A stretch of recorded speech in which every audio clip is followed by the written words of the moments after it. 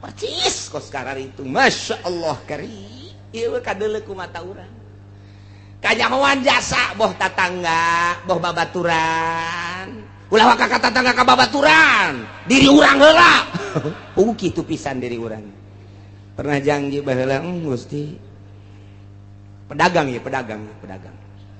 blok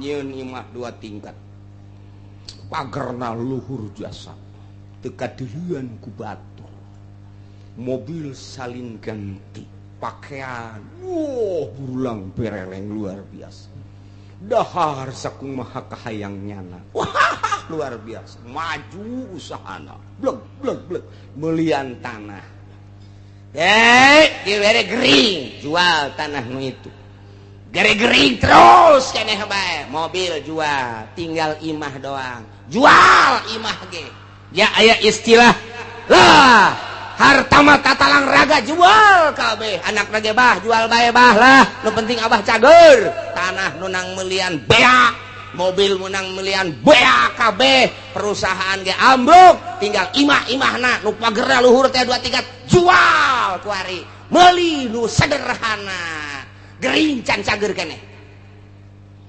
bahkan leuwih kritis di jero antena Gusti lain anjaitan lamun Gusti nyageurkeun ka abdi Gusti abdi malah neuk tobat moal ceroboh cara kamari karasa jasa ku abdi mabok abdi zina abong-abong loba ka fakir miskin ka yatim abdi teh henteu ngalingseuh tatangga abdi ge geus sebodo konon ka abdi bongan abdi mah deuk tobat Gusti andai kata ku Gusti abdi dicageurkeun aju Gusti ngangkatkeun deui kana perusahaan abdi sakumaha biasa deui geus abdi mandeg 180 derajat hirup abdi teh deuk ibadah ka Gusti abdi rek peduli kana zakat rek peduli ka fakir miskin ka yatim piatu tatangga abdi ku abdi lah deuk disumbang bae geus abdi mah hayang geus kitu bae Gusti cageurkeun Gusti blak bisa deui dieu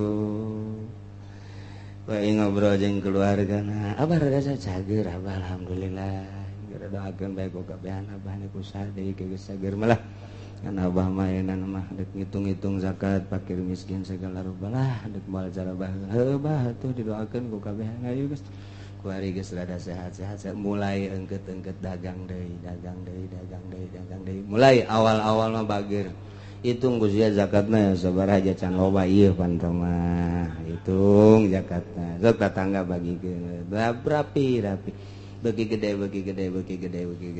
poho deui kuari asupkan nelayan deui di jati jeung lurah-lurah asup deui kuari ka barbar asup deui kuari ancrup deui tah eta kamari mah lain anjaitanna Gusti lamun nyageurkeun ka abdi lanakunana minasyakin abdi deuk ibadah ka Gusti tapi kunaon begitu dicageurkeun janjana ge nyaho nu nyageurkeun teh Gusti Allah summa antum tusyrikun endahan ambalayah deui lain saeutik teh di lemur urang nu kos kitu kanyahoan kasaksian ku urang teh ambalayah hampir 99,9% kitu jasa Allahumma ya qadiyal hajat Allahumma ya qadiyal a'udzu billahi minasy syaithanir rajim Bismillahirrahmanirrahim Qul man yunajjikum min zulumatil barri wal bahr tad'unahu tadarru'an wa khufyah la'in anjaytana min hadhihi lanakunanna minasy syakirin wallahu a'lamu bimuradikul ngucap siraya Muhammadu he Muhammad li ahli Makkah takadue ahli Makkah ing lapan mayunajikum utai sapaman iku kang nyalametkeun yaman ing sira kabeh min zulumatil barri wal bahri saking sakeh pepeteng daratan lan lautan ahwalihi mategese pirang-pirang pakeuhe barri wal bahr fi asfarikum ing dalam pirang-pirang lalakon sira kabeh natadaunahu waktu ngadoa sira kabeh Allah tadarruan hale DP alaniatan tegese hale ngedeng wa khufyatan lan ale samar siron tegese hale samar Gulun alengar ucap sira kabeh ing lapan lain anjaitana Allah alam bimordi yakti lamun lamu qasabin tawil lamaiku lam qasam anjaitana nyalametkeun Tuhan ngisun sadaya fi qiraatin ma anjana lan iku tetep ing dalam qiraat suwiji mautai lapad anjana lamun nyalametkeun ya Allah nang isun sadaya Allahu tegese sapallah min hadi saking ikilah iki zulumat tegese saga pepeteng wasyadaid lan pirang-pirang kasangatan lan akunana yakti maka yakti bakal ana temenan insun sadaya minasyakirina iku tetep saking wong kang syukuran kabeh al mu'minina tegese kang imankeun kabeh Qulillahu yunajjikum minha wa min kulli karb thumma antum tusyrikun wallahu alam bimuradikul ngucap sira Muhammad lahum gadoe kufar Mekah ing lapan Allahu yunajikum utai Gusti Allah iku kang nyalametkeun ya Allah ing sira kabeh macana bitakhfifi kalawan den entengkeun yunjikum wa tasdidilan den tasdidakeun yunajikum minha saking hadhihi wa min kulli karbin lan saking saban-saban kasusah min tegese kasusah siwah kang tetep salian hadhihi sumantum tusyrikuna kari-kari utai sira kabeh iku kang nyekutuaken kabeh bihi kalawan Allah Qul huwal qadiru ala an yab'asa 'alaikum 'adzaban min fawqikum wa min tahti arjulikum أو يلبسكم شيعا ويذيق بعضكم بأس بعض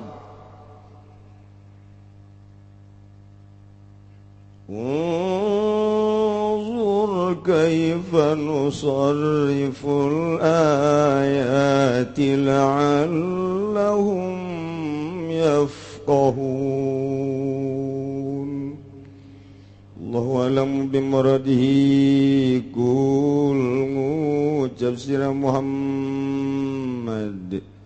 wa utaya Allah al-qadir uku kang maha kawasa ingat sayentah mutus ya Allah ingat sira kabeh azaban ing siksa kang tetep saking sadukuring sira kabeh minas samai saking langit kal hijarati wa sayhati kaya batu lan petak Ngamin tahti arjulikun autawa saking asora sering pirang-pirang sikir sira kabeh kal khasapi kaya den amblesakeun nawayal bisa kumatau yantah nyampurakeun ya Allah kum ing sira kabeh ukhlitatukum tegese nyampurakeun ya Allah ing sira kabeh syiaan ing pirang-pirang golongan firaqon tegese pirang-pirang golongan mukhtalifatan kang narima beda-beda mukhtalifatal ahwa'i kang narima beda-beda pirang-pirang kahayange wa yuzikul lan yantanya cipakeun ya Allah ba'dakum ing setengah sira kabeh basa ba'di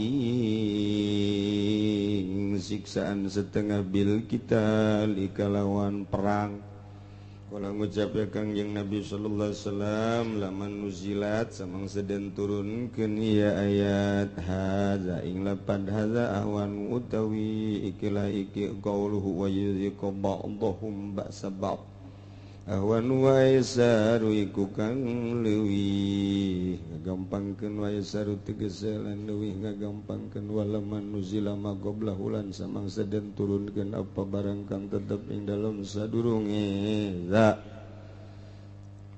a'udzu maka ngucap Kangjeng Nabi nglapad a'udzu biwajhika ngalindung isun kalawan zatuan rahul Bukhari us ngariwayatkeun ing hadis sapa Imam Bukhari wa Muslimun lan us ngariwayatkeun sapa Imam Muslim hadis sa'altu rabbi ing hadis sa'altu rabbi anjaluk ingsun ing pangeran ingsun alaya jala ba'sa ummati bainahum ingin ta orang dadakeun ya Rabbi ing siksaan umat ingsun dalam antarane ummati famana'ana famana'aha maka nyegah ya Rabbi ha ing masalah tapi hadisin lan ikut tetep ing dalam hadis utai laman nuzilat samangsa den turunkeun ya ayat kala maka ngucap ya Kangjeng Nabi ama lingin haka inatun satuhune ya umurul arba'ah iku kang tinemu walam yati tawiluha badulan ora teta lan ora teka opo takwilanane umuril arba'ah ing dalem sahusane qauli ta'ala unzur ningali sira kaifan nusarifu haleboh kaya pamolahkeun izun agung nubayyin lahum tegese martalakeun izun agung lahum kadue kufar kabeh atawa nas kabeh alayati adilalati sakehayat adilalati tegese sakeh dalil ala qudratina ing atase kawasa ingsun agung la'allahum manawa iya nas kabeh atau kufar kabeh kohuna iku paham iku ngerti ya kufar kabeh ya'lamuna tegese waruh ya kufar kabeh anak mahum alaihi batilun ing atase ing satuhune barang kang utawi ya kufar ing atase ma iku kang bakti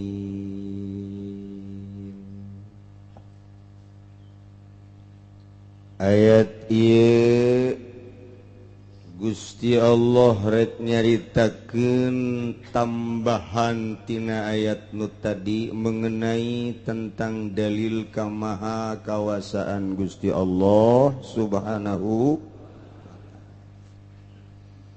Tadi geus dijelaskeun kurang kumaha deui bahwa Gusti Allah teh wa huwal qahiru fawqa ibadihi.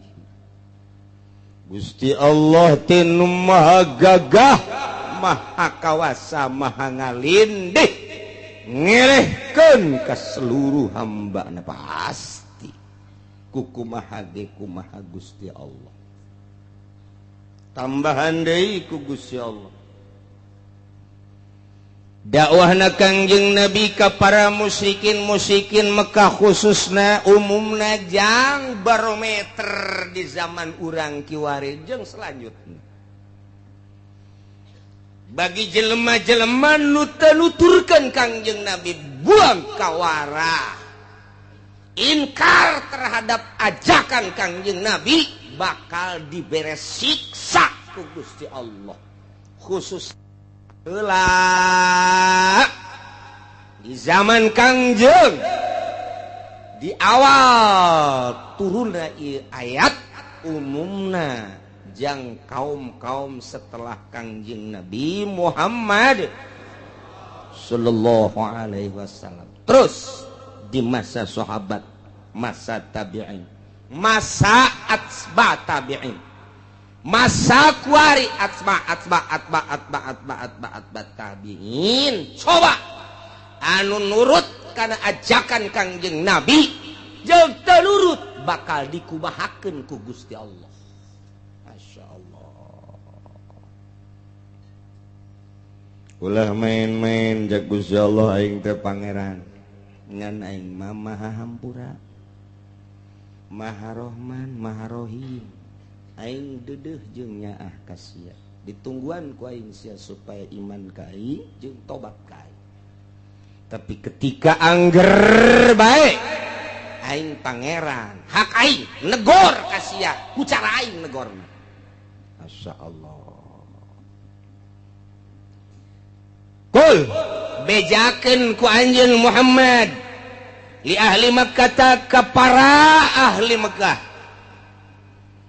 ketika aya kesulitan-kesulitan anu terjadi di masyarakat, baik kesulitan-kesulitan alam kadeleuna ku maranehanana, aya angin, aya batu, aya hujan teu eureun-eureun, aya badai, aya gempa, minimal lini erosi, kemudian aya tsunami, atawa sandang pangan mahal, atawa paila, atawa keributan. Nah, panyakit. Coba tah ketika kos kitu saha anu bisa ngaleungitkeun jeung nu bisa nyalametkeun. Bejakeun Muhammad ke ahli Mekah. Bejakeun. Coba Muhammad. Kangjeng Nabi teh titah nanya ka para ahli Mekah khususna mayunajikum min zulumatil barri wal bahr. Saha coba nu bisa nyalametkeun ka aranjeun kabeh ketika aya zulumatil barri wal bahr. Artina zulumatil barri teh popoek berang, popoek daratan atau popoek lautan merupakan suatu kedahsyatan siksa. Sok geura andai kata tengah peuting anu poek kemudian aya mega ditambah deui ka poekanana lantaran bulan bintang ditambah deui ku angin anu menggebu terus teu eureun-eureun macam kituna sebagai siksa. Saha bejakeun anu bakal bisa nyalametkeunana? Keur carita hakikat atawa di lautan nya di jero laut nya peuting nya aya bega. Bayangkeun ku urang ditambah deui ombak anu luar biasa naik ka darat atawa di laut anu keur naik parahu, naik sampan, naik kapal atau anu keur ngojay. Nah, ieu saha nu bakal nyalametkeun saat-saat seperti itu? Bejakeun ka ahli Mekah. Coba bejakeun ka ahli Mekah coba saha anu bisa nyalametkeun? Eta keur carita hakikat kayaan alam seperti kos kitu. Urang mah nyarita teh kejadian alam yang adanya si bule. Henteu bae urang menyokot aslina. Eta teh aya nu nyieun kikituan teh Gusti Allah Subhanahu wa taala. Teu semata-mata kos kitu Gusti Allah mun teu disababan ku urang sebagai penghuni bumi. Cok gerage bejakeun saha tah nu bisa bakal nyalametkeun? Moal aya nu bisa atuh kabeh ge. Ketika ditanya kos kitu mah kabehan ge moal aya nu bisa lantaran aya jelema naik kapalna oleng luar biasa dahsyat keur carita oleng lagi. Diberitakeun ku nahodana bahwa kapal tidak akan selamat. Kita masing-masing berdoa kepada Tuhan kita. Kabeh Allah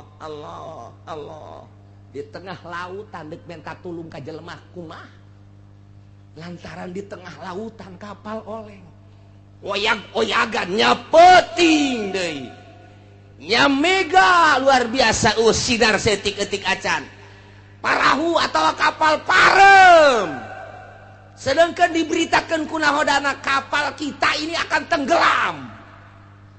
Kamana coba mun tayang? Jaringan-jaringanana teu bisa lantaran error. Telepon ka mana teu bisa?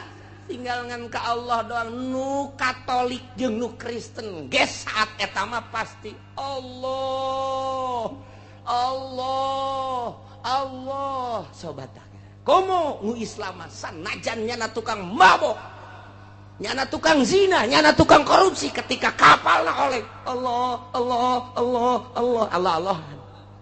Allah-Allahan kajian kumaha ge. Tah saat-saat kos kitu teh saha tah nu bisa nyalametkeun?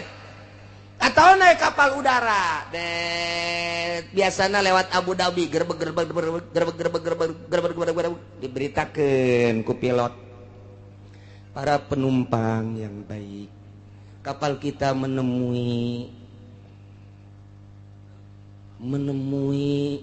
masalah. Sebab cuaca buruk dikeatasin, ini gelap, dikebawahin angin besar. Ditabrakin ke sono, kita masing-masing berdoa saja. Rasanya, cak pilot, rasanya. Waduh, aing. Geus dah. Dek pilihan eueuh deui. Kalau kita buang ke kanan ada gunung tinggi. Wah, mending ka eta bae sana gunung bae eta mah. Waduh. Kita buang ke kiri laut. Wah, sarua bae cilaka ieu mah. Udah ini mah tidak bisa kecuali kita berdoa masing-masing kepada Tuhan kita. Waduh atuh geus poho ka anak, poho ka pamajikan. Sangkilang geulis jasa ge pamajikan tetapi Allah asa dihareupeun Allah. Eta keur carita kejadian di udara, kejadian di laut. Kuari kejadian gering urang sadaid. Mercy ambalayah di imah, Cadillac ambalayah di imah teh, mobil Hammer kan ambalayah di imah ja urang boga perusahaan. Sawah urang, tanah urang satungtung deuleu. Pamajikan urang nu di imah, nu di pila, nu di hotel ambalayah lobana luar biasa. Urang kaserang penyakit jantung atau darah tinggi ditambah ku manis. Pupurian ya Pak. Aduh. Lantaran manis dibere obat teh ieu teh kudu pahit bertentangan jeung darah tinggi. Dibere obat darah tinggi bertentangan jeung manis atau jeung emah. Nah ieu sangat bertentangan. Kumaha ya kos kitu teh? Diimpus urang di dia. Ke di rumah sakit, di ruang ICU.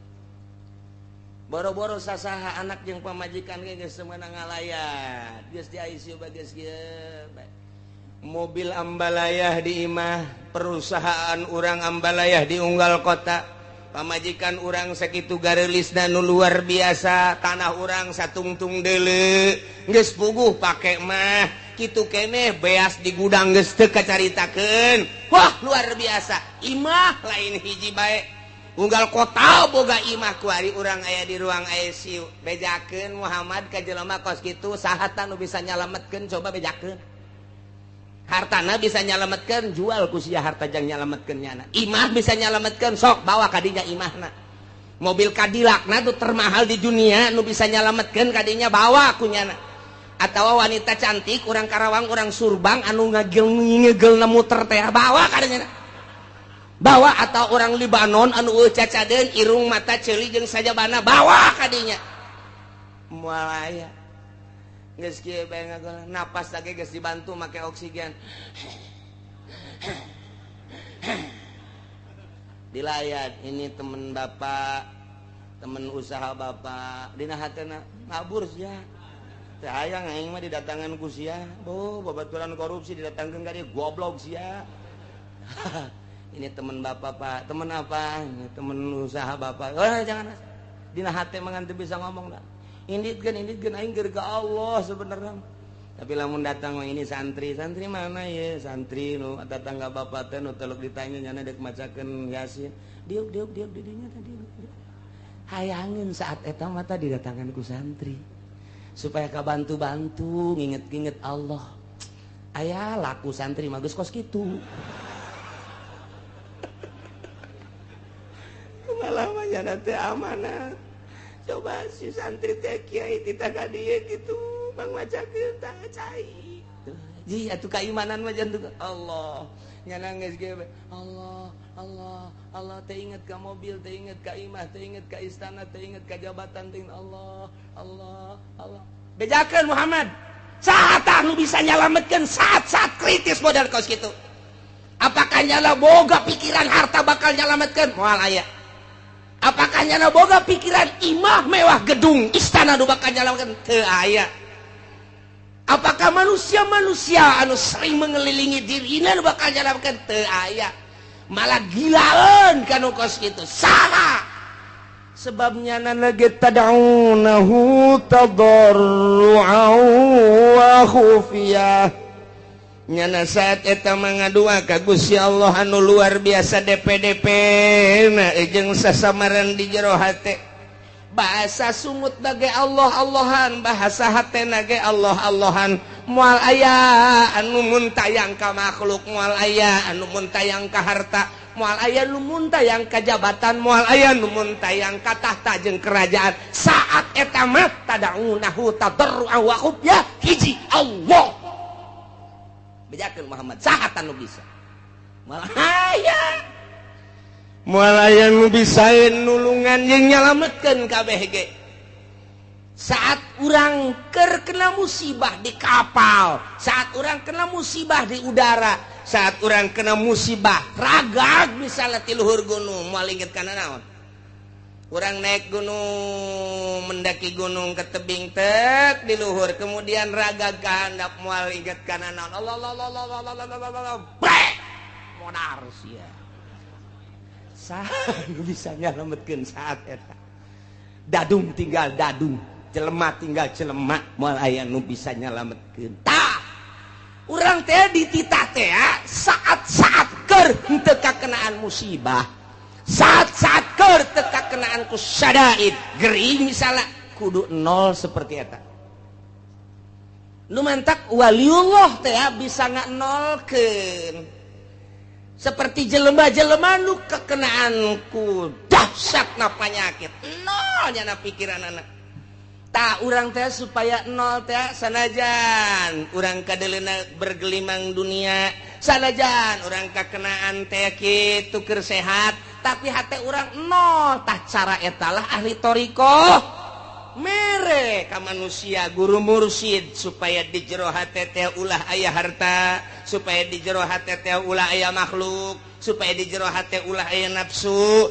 dinolkeun sakumaha urang keur kakenaan musibah sangat kritis tah waliullah mah bisa dimimitian ku hudang peting kemudian zikir ka Gusti Allah sapoe sapeting dua peting sebulan setahun mulai dengan cara tersendiri tertentu meunang ngabimbing guru mursyid mulai cuek lalaunan ka makhluk mulai ka dunia terus ka belah dieuna biasa-biasa bae dinolkeun padahal awakna sehat padahal teu kakenaan ku dahsyatna musibah tapi di dirina geus nol seakan-akan kos kakenaan musibah nah etalah waliullah teh kos kitu padahal sehat awakna hatena eueuh deui nu bisa nulungan iwal ti Gusti Allah aing mah mun tayang ka Gusti Allah ngaaplikasikeun iyyaka na'budu wa iyyaka nasta'in ka Gusti wungkul abdi ibadah jeung ka Gusti wungkul abdi nyuhun pitulung eueuh ka sasaha sugan ka makhluk henteu sugan ka dunia henteu sugan ka jabatan henteu sugan ka jin henteu sugan ka jurig deoneo henteu sugan ka batu combong teh henteu sugan ka batu anti tembak sapira batu pake nyeun imah habak hiji be Allah tadarru wa khufyah tah kos kitu tawali teh perbandingkeun gue bisakeun urang begitu urang mah aya bisa geus gagoler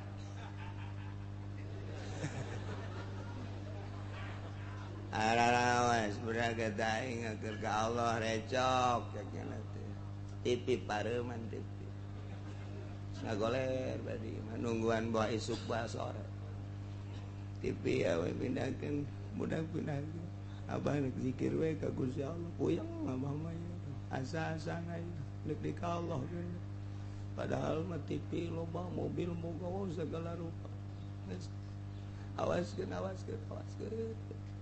pamajikan lagi datang ka dieu lah itu perlu amat mah geus lain itu jaga seueur rasa tuh kos kitu mah tuh diusapan tinggal diusapan ngeunah teh keur sehat boro-boro keur ngagoler kitu nyeri hulu ge diusapan ku nu geulis geus teu hayang asana menyon bae beungeut sia tah kadaleuna ku aing eta nyeri hulu bae menyon kadaleuna beungeut padahal mah geulis nyeri hulu koboy geus kritis geus bae ka Allah malah nu tilok zikir ge di tasbihan di dinya pan sokna kan nu gering ge padahal nu tilok zikir tilok naon tasbih boga dekir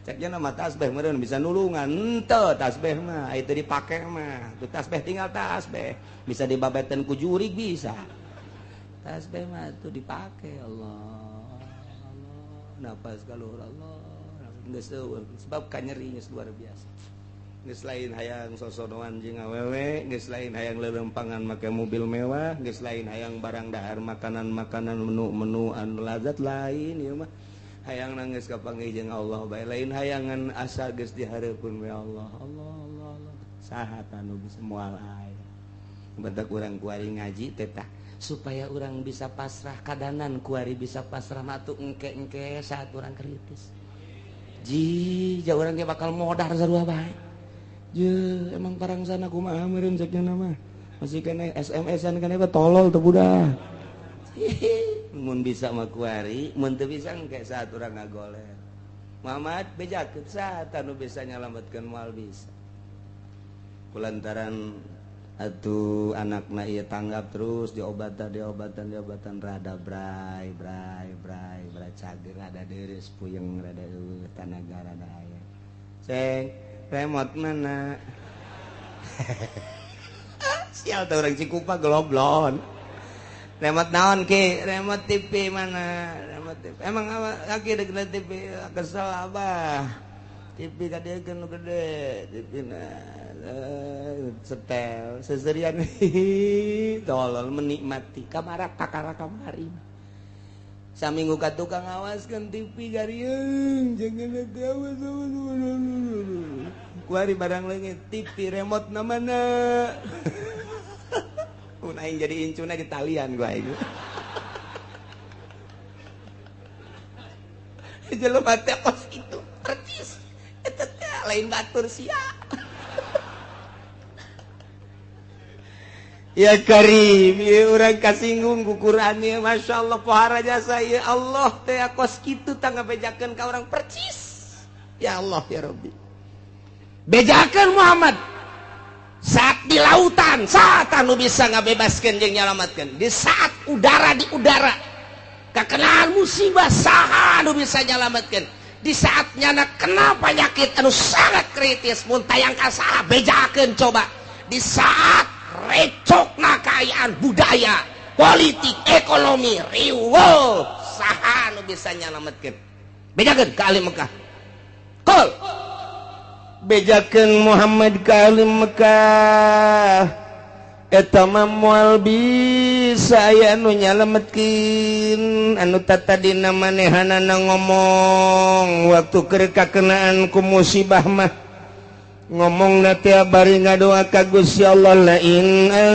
anjaitana min hadhihi lanakunanna minasyakirin cek kupar Mekah lamun mah Gusti Allah teh nyalametkeun ka kami tina musibah nu sakieu dahsyatna lamun mah Gusti Allah bisa nyalametkeun ka kami tina hiruk pikukna kahirupan lamun mah Gusti Allah bisa nyalametkeun kana penyakit anu luar biasa dahsyatna nu tiba ka Gusti ka kaula andai kata dileungitkeun ku Gusti Allah nyana ngadoa di jero hatena kos kitu doana mun teh mah Gusti Allah nyalametkeun lanakunanna minasyakirin kami bakal syukuran ka Gusti Allah bakal iman ka Gusti Allah kos kitu kabehan ge orang-orang musyrik di mana kakenaan ku musibah mun tayangna tetep ka Gusti Allah nyana ngadoa ka Gusti Allah di jero hatena baik langsung ku sungut kadenge maupun jero hate jana ngadoana tabarrua wa khufya DP bari jelas tur di jero hatena langsung ka Gusti Allah la in anjaitana min hadhihi Gusti lamun teh mah Gusti nyalametkeun lanakunanna minasyakirin kami deuk iman lamun jelema anu mukmin jelema anu Islam nyana ge ngomong di jero hatena bahkan kasaksian ku babaturanana lah cenah lamun geus cager mah kula mah deuk ngaji bae deuk jeung ibadah bae moal maksiat deui babaturanna tatanggana komo keluargana mah kabehan ge ngadengekeun di barang disalametkeun ku Gusti Allah nanyakeun remote deui bloon aya aki-aki lain aki-aki aya jelema budak ngora tabrakan barang tabrakan teh parah luar biasa diimpus terus dibawa ka ICU kabladina rada deres diurut nu para rotongna terus kieu bade mana ngomong ka babaturan geus aing mandeg tobat moal mabok deui moal judi deui lah aing mah karasa jasa iki nyaho cagernya henteu mun ku Gusti Allah dicagerkeun aing mandeg ka masjid bae endek ibadah bae geus teu hayang mah kos kitu sieun paeh caknya nage aju rada deres bisa make tungket saeutik Jumaah ge jam 10 batur can ka masjid jangan geus ka masjid urang lembur ge nyarahun jasa kadeuleu ku kabehan bu jadi getol eta jelema budak ngorak-ngorak keneh terus bae dia hareup deui nya nama ditihang lantaran ngajojor sukuna teu bisa ditilebkeun sabulan 2 bulan 3 bulan rada deres bisa nilep masih keneh ka masjid kan jam 11 terus gua hari mah geus teu kudu make tungket ka masjid keneh ngan jam 12 kurang 10 kuari mah bisa deui naik motor babarengan jeung baturna geus teu wauheun ka masjid eta di Cikupa anu kos kitu percis jasa aslina mah urang Cilongok sih Cilongok Gandu eta kos kari itu eta nya ge ngomong di jero hateun aing lamun cager mah dek ibadah bae ka Gusti Allah moal maksiat deui ieu eta percis kos urang Mekah andai kata lain anjaitana min hadhihi lanakunanna minasyakirin kos kitulah manusia kos kitu manusia ya Allah ya Rabb Gusti Allah bejakeun Muhammad ka para musyrikin Mekah ka para kufar Mekah moal aya nu bisa nyalametkeun janang aing tamah nu bisa nyalametkeun bejakeun Allahu yunajjikum minha wa min kulli kab Allah anu bisa nyalametkeun ka ranjeun kabeh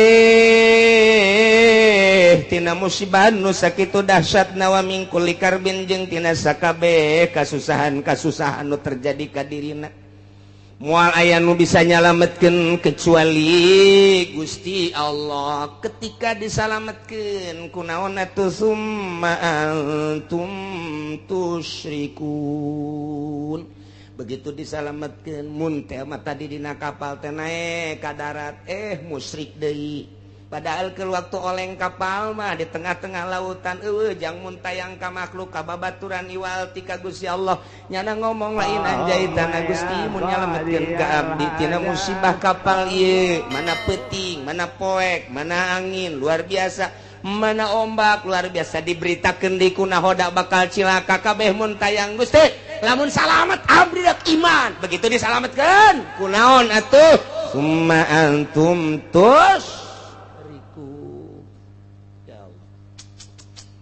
ilah kabehan ge kos karar itu tah eta keur carita anu musik nu iman kitu keneh jero kapal teh kos kitu bae Gusti abdi mandek ibadah bae ka Gusti lamun teh mah ku Gusti disalametkeun geus moal maksiat lantaran payah geus asa dihareupeun mata bae oyak-oyagan kapal teh geus luar biasa geus deui pake kaingat hiji bae Allah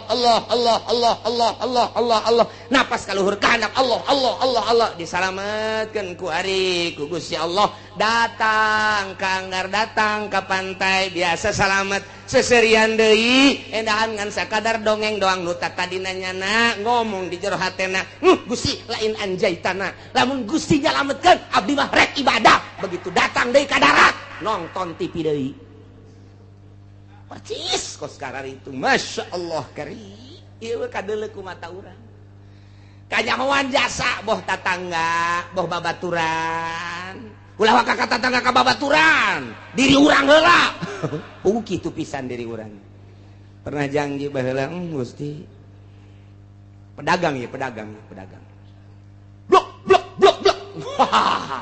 nyieun imah 2 tingkat pagerna luhur jasa teka dirian ku batu mobil salin ganti pakaian bulang bereleng luar biasa dahar sakung maha kahayang nyana luar biasa maju usahana blek melian tanah dibere gering jual tanah nu itu gering terus keneh bae mobil jual tinggal imah doang jual imah ge ya aya istilah lah harta mah tatalang raga jual kabeh anak rage bah jual bae bah lah nu penting abah cager tanah nu nang melian beak mobil menang milian BAKB perusahaan ge ambruk tinggal imah-imahna nu pagerna luhur teh 2 tingkat jual kuari meuli nu sederhana gering can cager keneh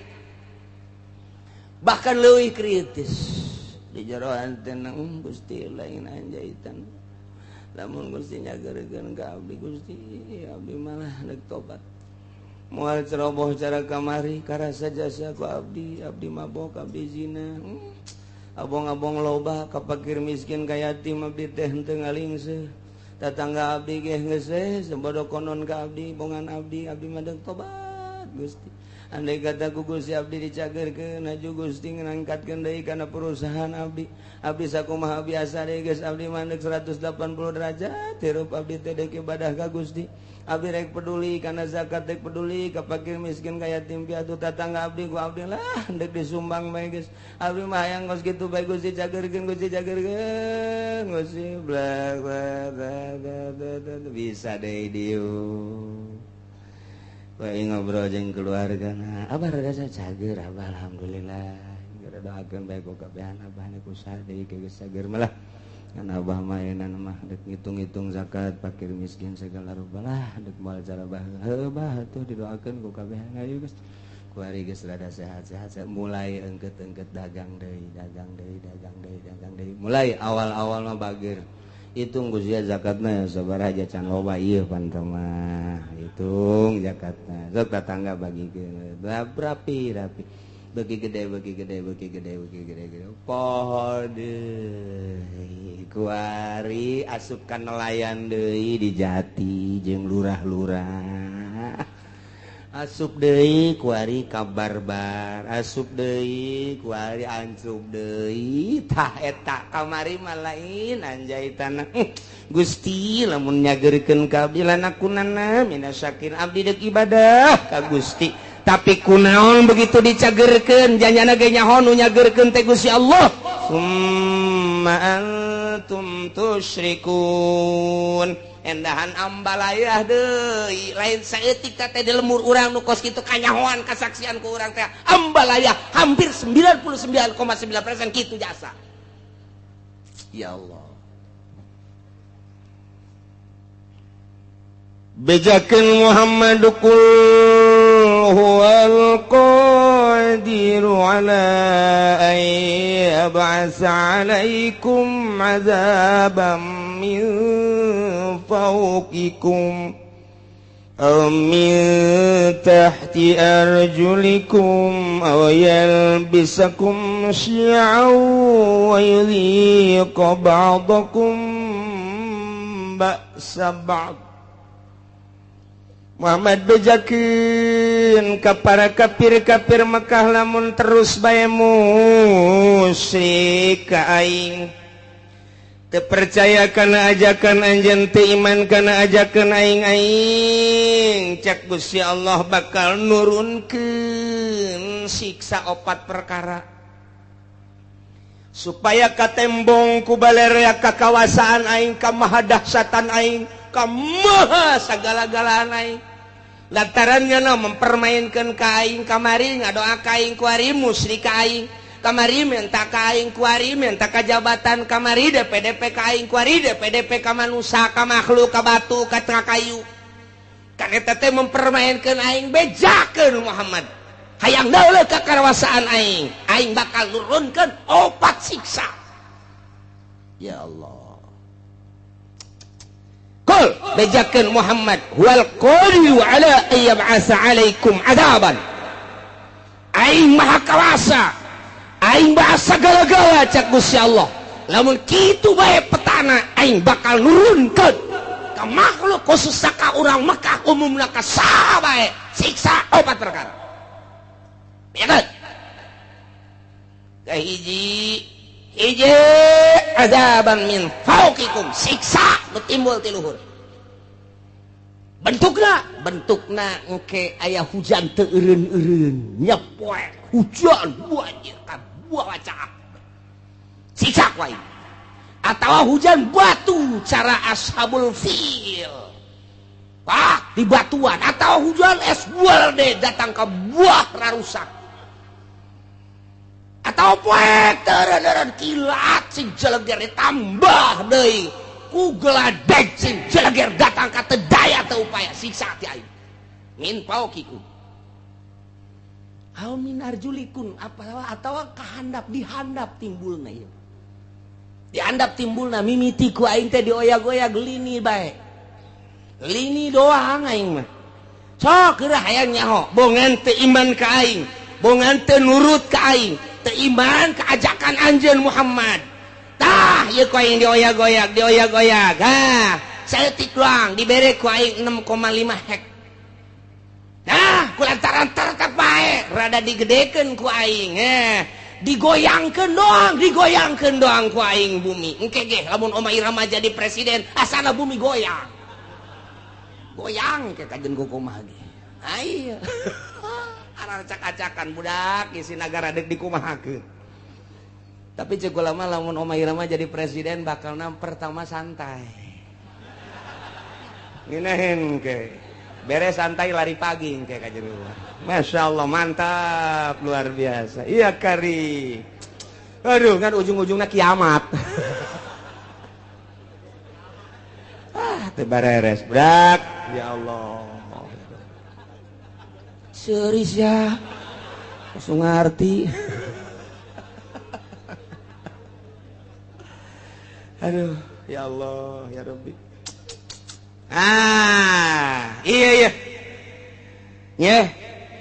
siksa tadi tiluhur geus bejakeun Muhammad nomor kadua lamun teu percaya bae teu iman ka aing cadap mimiti lini kedua masih keneh teu iman keneh ka aing gempa ku aing rusak para rotong para risek jelebana siksa ti aing mun masih keneh bae amblas ka jero deuleu di padang datang ka kuari teu puguh kuburanana diambleskeun ku aing 1000 kejadian padang teh dibalikeun bae ku Gusti Allah kadeleuna mah gunung ret nimpah imah sabaraha ribu manusia nu kuari teu disolateun teu dipandian siksa ti aing atau tsunami model Aceh sia 200.000 manusia orang Indonesia sekaligus ya tambah jeung orang-orang luar tsunami luar biasa tambah ku aing encan inget keneh bae ka aing tambah ku aing tuh tsunami di Ciamis Pangandaran encan inget keneh bae gunung ku aing dibitukeun can inget keneh bae Lapindo ku aing hayo sia parindah ka mana sia can inget keneh bae sia ka aing can iman keneh bae tambah deui sia ku aing awas sia sakali ieu di Banten sia ku aing Gunung Merapi sia kena datang ke Bojong sia ka Pasar Kemis mah ulah liwat kesempatan ya Allah ya Rabbi Gusti Allah tuh cek Gusti Allah ayo sia mun teh ti luhur ti handap mun masih keneh bae teguran ti luhur geus ku Gusti Allah masih keneh teu iman keneh bae atawa masih keneh muara siat keneh bae teu pernah bae jelema nu sugihna teh ngazakat teu pernah mentolelir ka jelema fakir miskin ka yatim piatu geus ditegor ku Gusti Allah ti luhur geus ditegor ti anak masih keneh bae ditambah deui sia ku aing kumaha au yalbisakum syi'a aing nyampur adukeun kana berbagai golong-golongan anu berbeda-beda kahayangna nu bakal ngajadikeun bibit daripada permusuhan mimiti nyeun organisasi ieu lantaran aya nu deui nu boga kahayang nyeun deui organisasi ieu aya deui nu boga kahayang nyeun deui organisasi ieu aya deui nu boga kahayang nyeun deui perkumpulan ieu aya deui nu boga kahayang deui nyeun deui perkumpulan antara organisasi teh eta teh teu alalakurna mulai dirinya bibitna kalaluar haju bae silih omong haju bae silih tengkas mulai tidinya teh silih geles tak teu eureun atawa parpo padahal mah jangan bangun bangsa jeung nagara tapi kulantaran beda-beda kahayangna ieu hayang di satu sisi hayang ngaberesan negara, di satu sisi deui mah hayang nyokot danana doang lantaran gede ti negara. Kebeneran dibuka demokrasi teh teu meunang dicegah-cegah. Mulai nyan parpol urang ge mampu daknya. Kurang kene nyieun deui. Ah, geus teu kahitung ku ari. Urang lembur mah bingungeun loba-lobana. Beda misi jeung visina ambalaya. Zaman baheula urang inget aya Golkar, aya P3, aya PDI ribut kiai jeung kiai silih omongkeun. Ribut politisi jeung politisi silih gele. Nu korban ge luar biasa loba jasa. Satu sisi kiai memperjuangkeun negara melalui P3.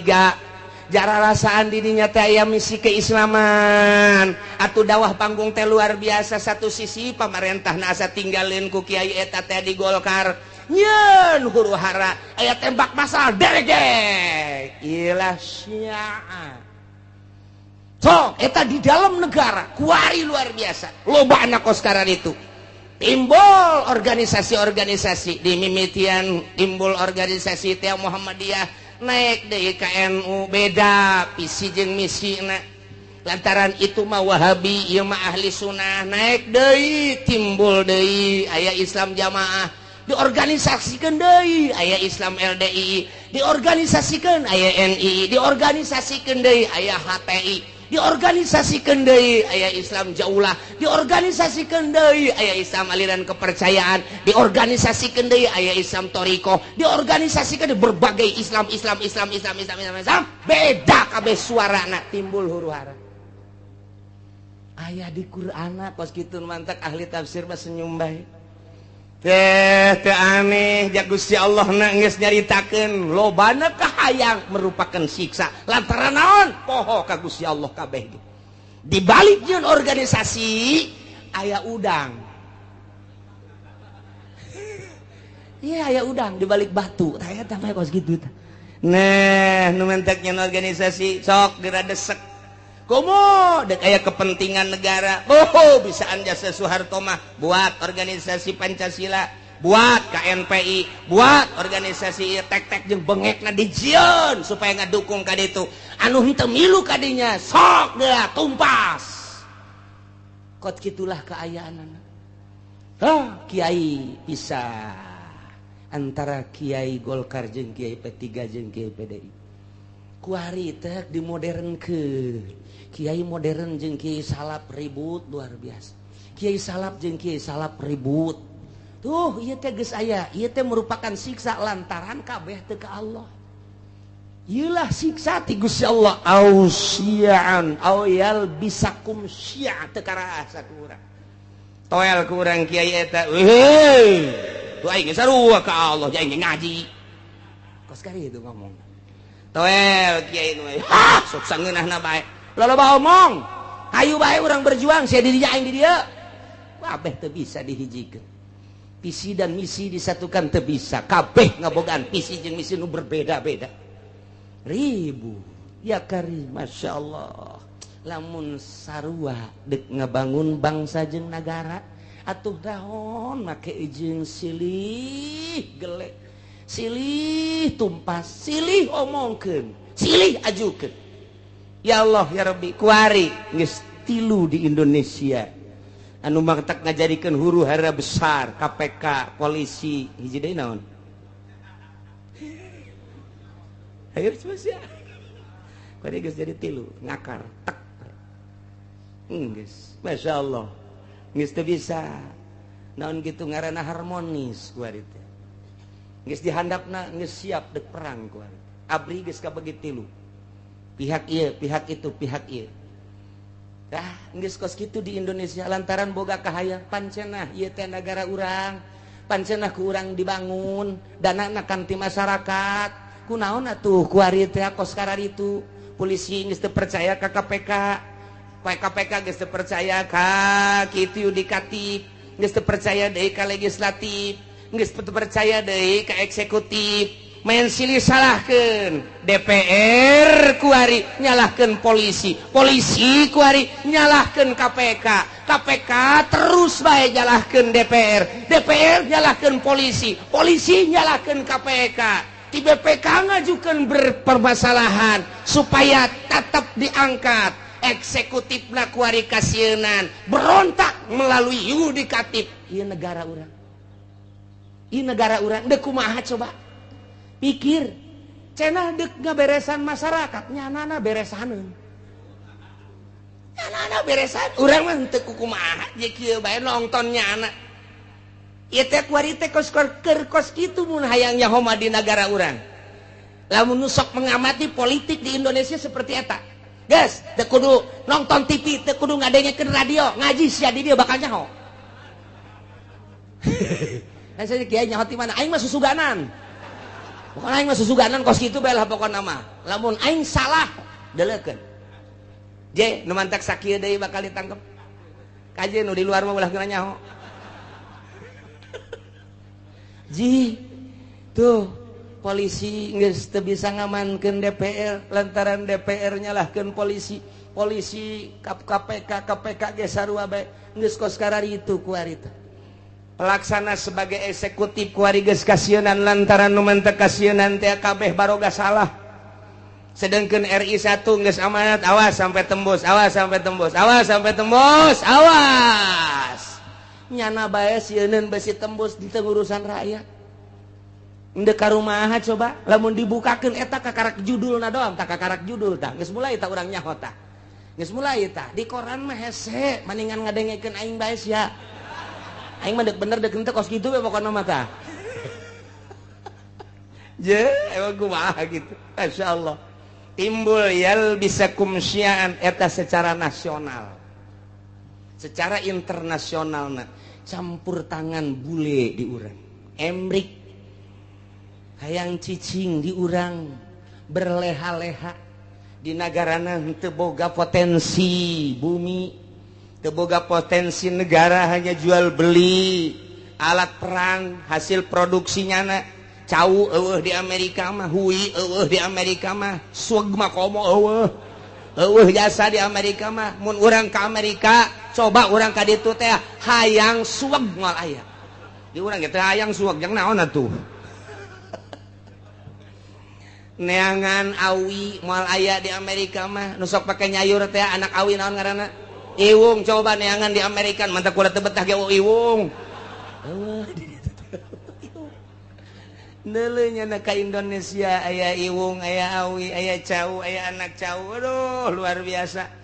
Didele kunyana hasil bumi na minyak aya, logam aya dan lain sebagainya cekel huluna lo ngomong sia guys kuaing ye iman negara ulah lo ngomong yang sabaraha sia geus teu bisa padi mah rakyat mah lo ngomong ye teu bisa ya tembak sia kuaing ya wah saya sabar persen sia jipan lain kula doang merek kabeh ya udah tanda tangan teh beres geus cicingnya na di nyieun gedung di Indonesia luar biasa lambat laun ternyata loba anu dibawa ka ditu dibanding jeung nu dinimbati ku urang. Nah mulai dibuatlah kepercayaan bule di urang ngadu di antara politisi di luhur, ieu kepercayaan bule, ieu kepercayaan rakyat ngadu. Timbul huru-hara internasional bakal na ieu. Timbul huru-hara internasional bakal na ieu. Ta ieu di Indonesia ge tinggal pencet knop doang jegur ujianana.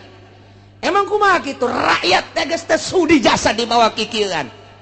Tetapi pemerintahna tidak mentolerir geus ka rakyat. Tetapi iya kan bumi pertiwi Indonesia Bhinneka Tunggal Ika 135 juta rakyat Indonesia cak Raden Homa Irama disatukan oleh Bhinneka Tunggal Ika.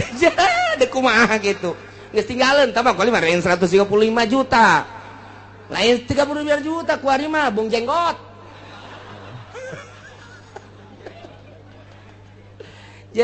Nah iya huru-hara internasional geus mendekati di Indonesia. Terjadilah di luar Indonesia dulu Irak akibat yalbisakum syi'a wa yudhiqa ba'dakum ba'sa ba'd dibere nyicipan ku Gusti Allah siksa sebagian bangsa jeung sebagian deui.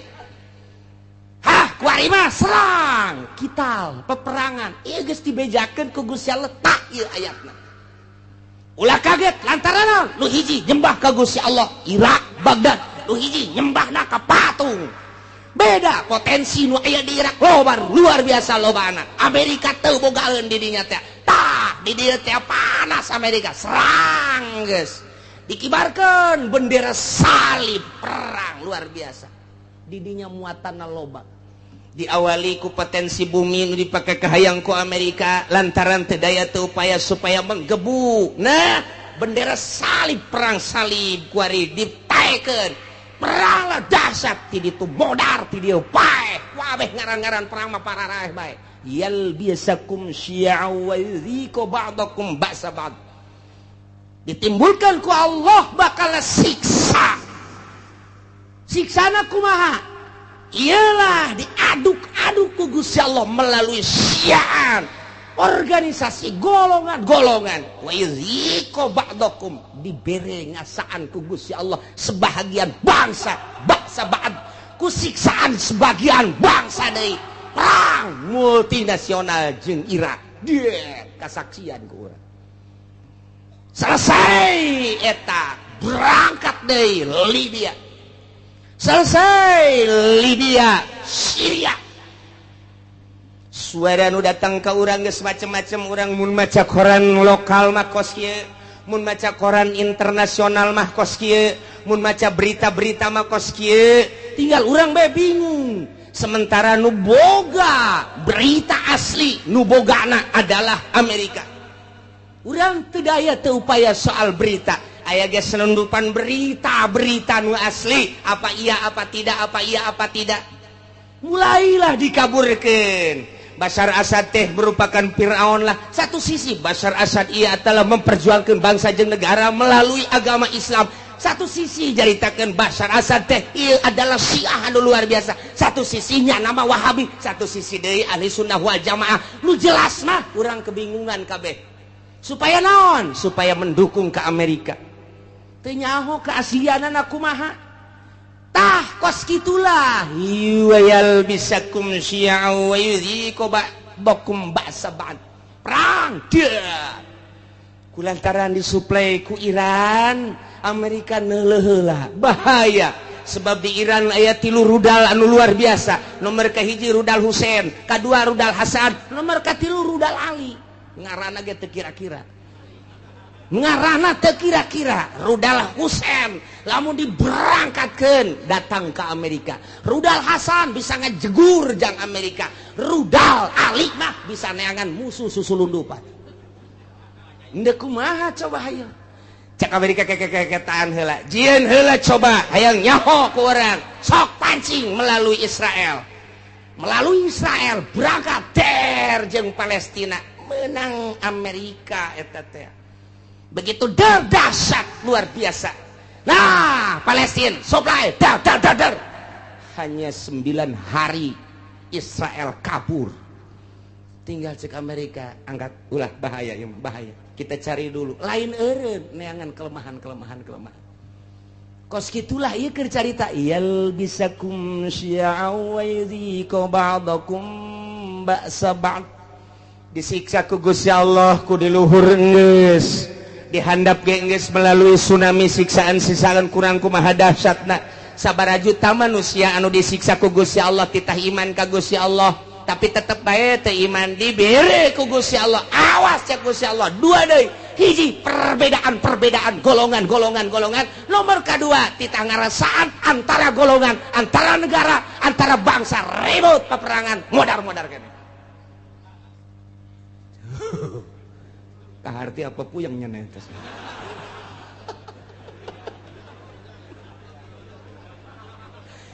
internasional dibawa ku urang dah caner geus encana geus berurusan anak Taliban terus bae militan di mana aya perang di dinya nya nama aya Osama bin Laden geus eueuh ditambah deui ku ari tetep aya ditambah deui ku organisasi HTI secara internasional, jauhlah ge secara internasional, araya di tiap-tiap peperangan teh berbagai organisasi ja peperangan kamari bae di Israel, orang Indonesia bagi aya ka ditu kok nyemplos ka ditu model.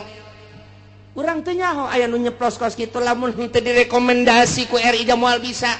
Sementara kapan urang teh negara teh aslina teh manut ke Amerika, tapi kok aya orang Indonesia di ditu ja perang Irak aya orang Indonesiaan di ditu. Perang Iran aya orang Indonesiaan di ditu. Ih urang Indonesia mah asana mah nya nama Okos Bunglon. Okos Bunglon nya nama. Bisa kade-kade tuh batak Indonesia lain lalagaan ditakuti ku orang Amerika. Teka caritakeun orang Palestina, di Palestina aya orang Malaysia, teka caritakeun di Palestina aya orang Thailand, teka caritakeun di Palestina aya orang Korea, tapi orang Indonesia mah aya di ditu. Malah keur waktu perang kamari multinasional aya nu nembak, cer. Begitu dibuka ieu na ieu, penyek irungna. Lah, cek orang Amerika, ieu mah lain orang Irak, lain Iran, lain Taliban. Coba status seorang mana? Begitu di dele, ya karib kurang putak. Anu gede hutang teh kabur ka ditu. Paeh hirup-hirup ceknya naing daripada Indonesia sangat diperhitungkan, masya Allah. Tak poso ribut poso nasional tamata, tapi berbau internasional. Saha nu lempang ka poso? Ternyata aya sababaraha organisasi dilarang ku pemerintah, tetep bae datang ka ditu. Namun teu datang ka ditu poso terus-terusan, nu dipencit ustad teh, nu ditembak kiai teh, anu dipanah, nu dipedang, datanglah organisasi ti urang. Padahal teu dimeunangkeun ku pemerintah, poso-poso bae datang ka ditu, ngibarkeun bendera, perang, siap. Mau dibejakeun ku kula organisasi nu mana, ngan nyana minta izin ka kula. Bos sombong amat cenah, sekali-sekali sombong lah. Niku bae Indonesia mah kos kitu, eta di Palestina bae aya, di Taliban teh aya. Ya Allah ya Rabbi, nu mantak aneh, eta pan kudu make kapal udara, haju kudu make biaya, pan eta teh atuh make naon kitu ngaranna birokrasi perjalanan anu luar sakedangkeun steril. Oh steril luar biasa, mau kemana, tujuannya apa, tapi aya kan di ditu. Masya Allah, nu mantak ke mun perang deui kurang diajak ka ditu. Naik naon cenah kiai ngojay. Paeh di laut asana ieu mah. Meme perang geus malodar. Indonesia. Ulah sembarangan di Indonesia nu mentek diperhitungkeun ku Amerika. Sangat diperhitungkan. Indonesia mangke bae perangna terakhir bae cek geus. Tetep di perangan mah di perangan terakhir. Asana bangsa Haji Makmun mah paeh ti heula. Moal kaburu nya nama geus. Siksa ti Gusti Allah. Leletikanana di urang antar kampung, leletikanana ti urang antar desa, leletikanana ti ku urang antar kiai. Kunaon eta? Lantaran boga kahayang. Kiai ieu ngayakeun ieu, kiai ieu ngayakeun ieu, henteu harmonis, ribut kiai jeung kiai. Syi'an wa yudhiqu ba'dakum ba'sa ba'd. Hayang rada gede melalui organisasi-organisasi. Hayang gede deui melalui parpol. Cerita tentang perbedaan di parpol anu geus teu aneh deui, kuari makin dibesar-besarkeun, makin digede-gedekeun. Urang nyaho ketika PKB naik, beuh sabaraha nu paeh saat harita. Sabaraha ieu ge ieu cantang tu ka hareupeuna. Lantaran armada Prabowo anu luar biasa, armada jenggot anu luar biasa. Armada wah geus pohara ieu mah main engke bakalna tah.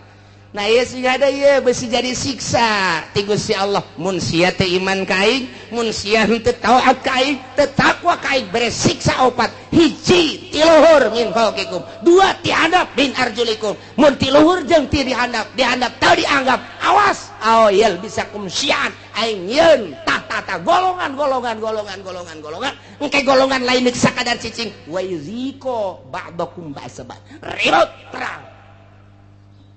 Jadi berarti geus aya ti ditu nu mantap cek Kangjeng Nabi, inna ummati sataftariqu ala sintaini wa sab'ina firqatan. Sayyana umat kaula bakal paberencai ngajadi 72 golongan. Kabeh ngaku ahli sunnah padahal ma'an najiyatu firqatun salamat mah bakalna sapirqah. Jararieun jelema golongan atas namana Islam boro-boro organisasi cacak-cacak partai ge make atas nama Islam. Baheula P3 make atas nama Islam, kemudian PKB make atas nama Islam, PNU make atas nama Islam. Padahal mah di Indonesia mah kapan teu meunang nyen partai Islam lantaran KBG huluna adalah demokrasi. Teu meunang berbau sara, tapi kelantaran nipu ke masyarakat make aturan Islam lain aturan, make lebo Islam.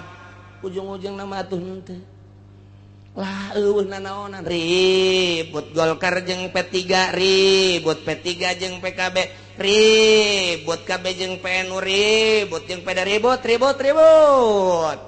Nah perputaran pilpres nu tahun itu sabaraha anu paeh, pilpres kamari sabaraha anu paeh, tinggal pilpres anu bakal sing hade lantaran merupakan siksa. Urang mangadoa bae ka Gusti Allah Subhanahu wa taala. Jadi kukumahakeun ke negara urang teh tetep kos kieu bae sebab can aya nu niatan untuk merubah, membangkitkan semangat rakyat jeung bangsa mengarah ke jujur jeung adil can aya.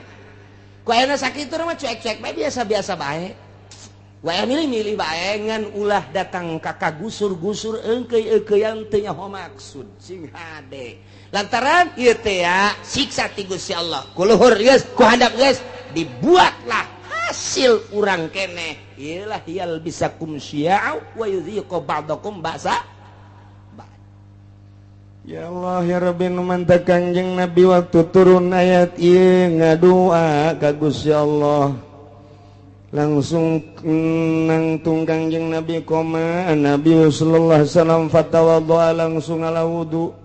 Beres ngala wudu fasa'ala robah ngadoa ka Gusti Allah, ngadoana ya Allah alla yursila alaihim adzabam min fawqihim wa min tahti arjulihim wa la yalbisa ummatahu syi'an wa yudhiqu ba'dahum ba'sa ba'd.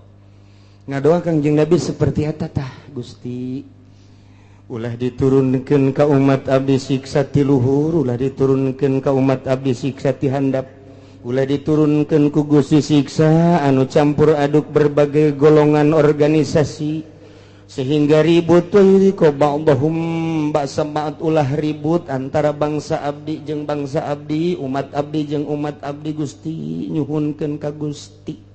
Ngadoa Kangjeng Nabi teh lantaran dibukakeun hijab ku Gusti Allah teh ribut kampung jeung kampung, desa jeung desa, kabupaten jeung kabupaten, provinsi jeung provinsi. Berbagai manusia huluna kiai jeung kiai, politikus jeung politikus deui, ahli ekonomi jeung ahli ekonomi, antara provinsi jeung provinsi, antara negara jeung negara, walah ditembongkeun ku Gusti Allah teh umat paberencaina anu luar biasa sehingga bergelimpanganna mai ti berbagai negara-negara. Kangjeng Nabi nangis ngadoa Gusti ulah terjadi seperti eta atuh Gusti. Kumaha tah waktu eta fahabatta ilaihi Jibril alaihi salam. Allah ngutus malaikat Jibril turun. Tak. Bijakeun Jibril ke Muhammad, ya Muhammadu innaka sa'alta rabbak arba'an. Anjeun teh ngadoa ka Gusti Allah nyuhunkeun supaya disalametkeun tina 4 rupa tadi. Siksa ti luhur, siksa ti handap, siksa golongan-golongan, jeung siksa peperangan-peperangan antar bangsa. Nah, fa'atauka isdatain wa mana'aka isdatain. Nu dua ku Gusti Allah diijabah, nu dua mah henteu. Bebeja malaikat Jibril dua diijabah, dimuhunkeun ku Gusti Allah, nu dua henteu. Naon anu dua cek Kangjeng Nabi ya Jibril, layatiyahum adzabum min fawqihim wa min wala min tahti arjulihim yastasiluhum. Nu dua siksa ti luhur jeung siksa ti handap mah moal dina ayana ge eta teh moal terlalu dahsyat. siksa ti luhur paling aba-aba doang, siksa ti handap paling aba-aba doang, sekali-sekali digempakeun eta mah hanya sebagian kecil, cek malaikat Jibril, disunamikeun hanya sebagian kecil. Moal terus-terusan Gusti Allah nyiksa seperti eta mah moal nu dua diijabah. Nah cek Kangjeng Nabi lantaran nu dua eta mah fa innahuma azaban likulli ummatin istajma'at ala takdzibi tanabiha wa raddi kitabi rabbiha. Lantaran nu dua eta mah patalina jeung kaimanan ka pangeran jeung kaimanan ka kitab pangeran. Geus urusanana di pangeran teh mah. Lantaran nya teh iman bae atau maksiat bae, teu percaya kana Al-Qur'anul Karim atawa ngerobah status hukum Al-Qur'anul Karim. Ku Allah dibereng ke ti luhur jeung ti handap ala kadar doang Muhammad teh mah. Moal dahsyat jasa moal. Moal nu dua mah tetep diijabah sanajan aya ala kadar. Anu dua deui, nah lamun nu dua deui mah Muhammad eta mah cek Gusti Allah ditahan tamah walakinnahum yalbisuna syi'an wa yudhiqu ba'dahum ba'sa ba'd. Nu dua ieu mah hiji bakal timbul golongan eta mah teu diijabah ku Gusti Allah. Nomor kedua bakal ribut antara umat, antara agama, antara bangsa. Eta moal diijabah teh diijabah tetap tama bakal terus bae eta mah. Bahkan wa yudhiqu ba'dahum ba'sa ba'd bakal ngarasakeun peperangan antar negara jeung negara. Geus aya ti ditu nu mantak ahli tafsir mah ketika perang Irak Amerika teh, ketika perang Libya teh, perang deui Palestina teh, lantaran geus aya dina Al-Qur'ana ayal bisakum syi'an wa yudhiqu ba'dakum ba'sa ba'd. Masyaallah ieu mah nu dua mah teu Kangjeng Nabi naros Jibril nah nu dua ieu kon teu diijabah. Padahal mah poharaja saya mah merupakan siksaan wa hazani azabani li ahli al-iqrar bil kutub wa tasdiq bil anbiya. Lantaran nyana percaya ka kitab, percaya ka nabi, ngan nyana teu make kitab jeung teu make nabi. Lantaran nyana percaya kana Al-Qur'anul Karim dimusabakohkeun mulai tingkat RT datang ke tingkat nasional, datang ke tingkat internasional. Quran dimusabakohkeun antar negara, Pakistan, India, Mesir, Irak, Iran, Arab. Oh, timbullah juara satu dipake henteu. Kahiji. Nomor kedua percaya bahwa Nabi akhir zaman adalah Kangjeng Nabi Muhammad. Di berbagai negara diakui bahwa Muhammad adalah Nabi akhir zaman. La nabiya ba'dah dari Nabi sabada Kangjeng Nabi. Tapi teu pernah diikuti ajaran-ajaran Kangjeng Nabi. Bahkan dikatukangkeun nyana teh make ajaran manusia, ajaran jelema ku nafsuna bae. Nah, ieu mah bakalna peperangan mal eureun-eureun. Iyalah geus dinyatakeun dina Al-Qur'anul Karim, urang kuari ngarasakeun percis jasa. Mulai antar sekolah lantaran teu ka Allah, guruna teu ka Allah, muridna teu ka Allah, ribut ka jenting kumaha. Antara lembaga ribut lantaran teu ka Allah, antara yayasan ribut lantaran teu ka Allah, antara organisasi ribut lantaran lain neangan ridho Allah, hanya semata-mata neangan pitayeun doang. Antara parpol ribut lantaran henteu lillahi ta'ala, henteu aya misi ikhlas, kabeh ge semata-mata hanya jang dirina doang. Nah iyalah bakal moal eureun-eureun siksa nu dua mah. Hiji yal bisakum syi'a, bakal timbul golongan campur di dieu. Nomor kedua geus aya golongan yudhiqu ba'dakum ba'sa ba'd, golongan nu ieu nyerang ka nu ieu nyerang kana, timbullah peperangan baik di kampungna sorangan, di nagarana sorangan, atau antara negara bakal terjadi teu bisa tamah lantaran doa Kangjeng Nabi teu diijabah nu dua ieu. Tinggal kudu kumaha atuh cak sahabat kami lamun aya di negara kemudian situasina geus model kos kitu ya Rasulullah.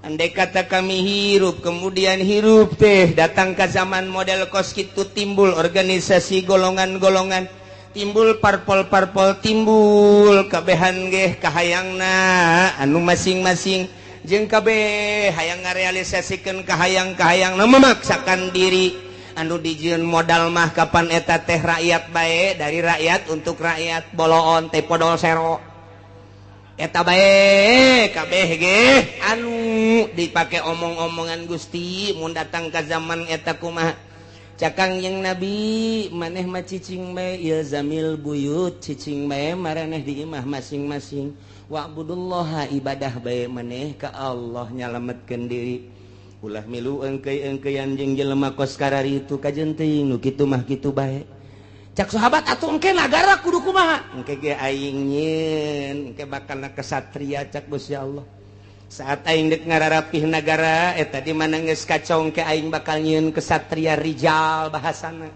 engke rijal ku aing ditimbulkeun anu gagah nu luar biasa engke ge moal kaharti ku otak-otak manusia saat eta bakal mimpin bangsa mimpin umat mimpin negara di luar konstatir manusia engke ge bakal ditimbulkeun ku aing tah ke geus aya kesatria bakalna ke kakarak umat nuturkeun satungtung can aya kesatria mah ulah waka cek manusia engke cirina kumaha Gusti eta kesatria nu bakal mimpin bangsa model kos kitu teh cirina deuleu bae engke si Semar bakal boga ponggawa opat manehanana teh kabeh ge khawarikun lil adat deuleu engke si Semar cak Gusti Allah manja cenah Kanjeng Nabi geus nyahoan ka Semar ya Semar mah belah dieu tah zaman kamari tah zaman Wali Sanga Semar mah tah mimiti aya wayang gelar kedua wayang kulit katilu wayang golet jadi dinya kok Kanjeng Nabi nyahoan ka Semar ai sia otak teh diteunden di dengkul bleon wayahna coba tunaikeun ka dada ye si Semar teh eta teh adalah lambang seorang wali hiji si Semar masa lilana tilok make baju nomor kaduanya nama lamun lempang tilok rurusuhan nomor katilu di mana lempangnya nama luak liuk bae eta si Semar kos kitu jeung deui tara bertindak di mana-mana encan musyawarah jeung si Cepot sia seuri sok tongton meureun nya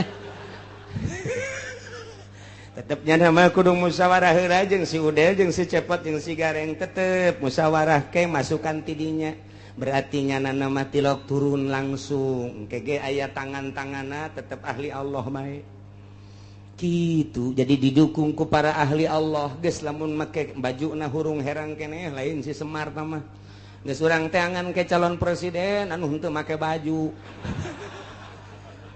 siapa bodoh jasa siapa aduh bodoh jasa teangan ke calon presiden anu henteu make sepatu teangan coba anu make sempak doang mantap biasa ieu mah atuh geus bae ku urang duetkeun Oma Irama jeung Rita ya Karim ya Allah ya Rabbina ye ku Kangjeng Nabi disilokakeun engke ge aya ahlullah al-arif billah nu bakal mimpin negara nu mantak baheula teh kurang kumaha gagahna di Indonesia berbagai kerajaan-kerajaan coba Sunan Rahmat diutus ku Gusti Allah dilanjutkeun ku para sunan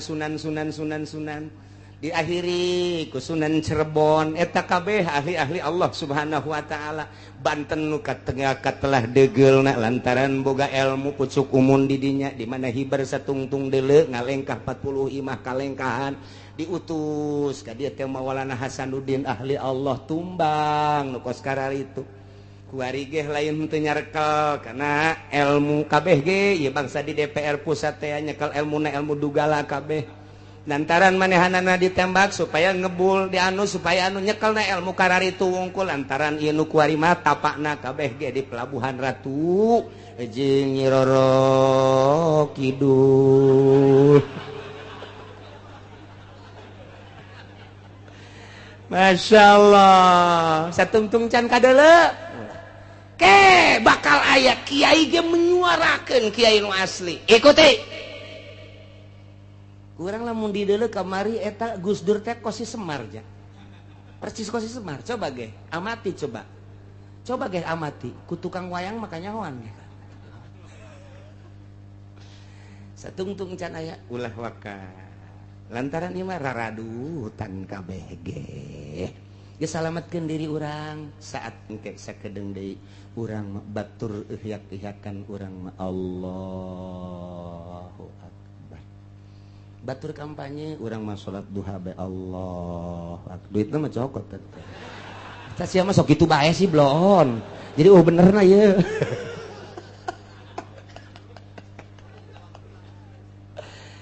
Tah jadi urang kuari alhamdulillah sanajan bari jeung saminggu sakalinya ho urang informasi akurat ti Gusti Allah Subhanahu wa taala khususna dakwah ka umat di Mekah baheula umumna kuari ka urang balerea.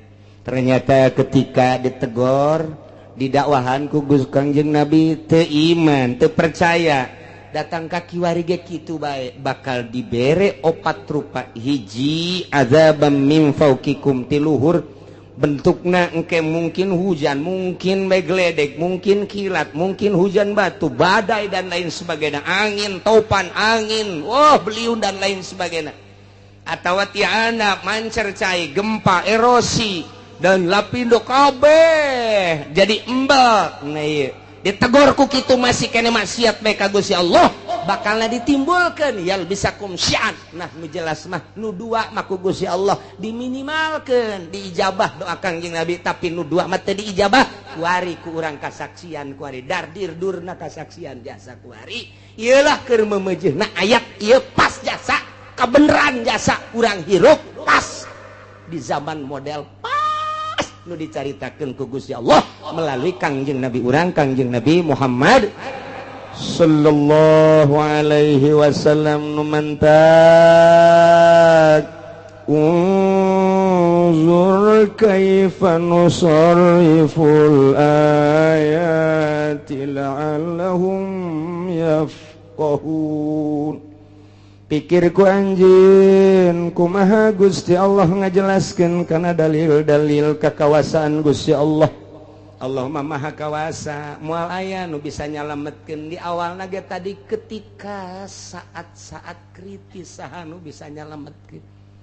Ketika dahsyatna siksa, dahsyatna penyakit, dahsyatna musibah. Nah ieu teh baik ti luhur maupun ti handap atawa dibentuk ku berbagai organisasi atawa ku parpol eta teh merupakan siksa-siksa anu dijual mah rakyat jeung bangsa jeung nagara, padahal mah ajang beuteungna masing-masing eta teh siksa dikorbankeun rakyat hanya demi seseorang, dikorbankeun rakyat hanya demi golongan. Tah eta teh nang Gusti Allah tah deuk mun tayang ka saha cek Gusti Allah aing teh keur lembongkeun ka maha kakawasaan aing. Ku aing dijujurkeun jeung diadilkeun nang aing dihancurkeun ge deuk teu dijujurkeun dibangkawarkeun nang aing unzur ikir ku sia pikir ku anjeun pikir ku maneh kaifa nusarriful ayati kumaha aing geura ngabulak-balik ngajelaskeun dalil-dalil baik dalil nas Al-Qur'an langsung dibaca maupun dalil langsung kejadian-kejadian alam atau manusia-manusia nu buang kalara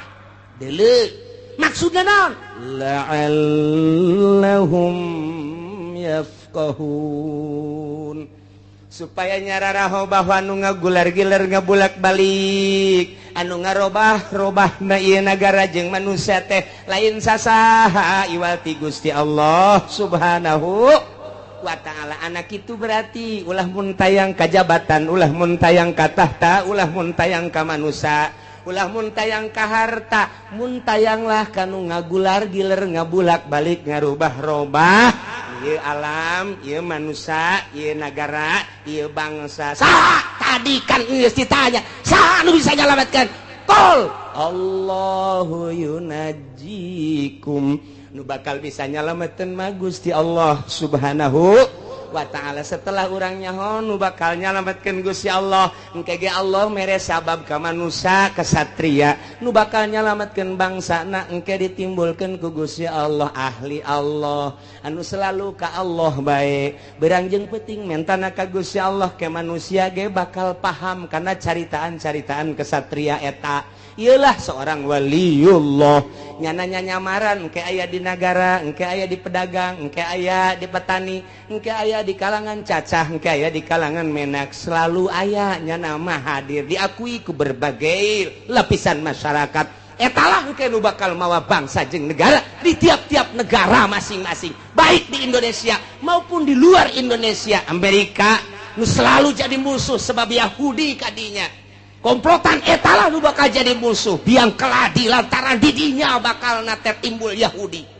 anu bakal jadi sasarana tatap Islam baik mulai di Timur Tengah datang ke urang kadir. Tinggal orang muntayang ka Gusti Allah, mudah-mudahan orang kabehan ditang tayungan ku Gusti Allah, bangsa jeung negara orang ditang tayungan ku Gusti Allah, rakyat jeung pembesar-pembesar ditang tayungan ku Gusti Allah, sehingga Allah mele perturungan ka urang kabehan, urang dibere buka mata hati urang, mun silak neuleuh mata hati urang, sehingga urang kabehan aya dina ridho Allah Subhanahu wa taala. Babarieun Gusti Allah mah tina bangkawarah jadi bener, babarieun Gusti Allah mah tina manusia-manusia teu bener jadi bener, sehingga urang pas aya dina parentah Allah Subhanahu wa taala. Amin ya rabbal alamin.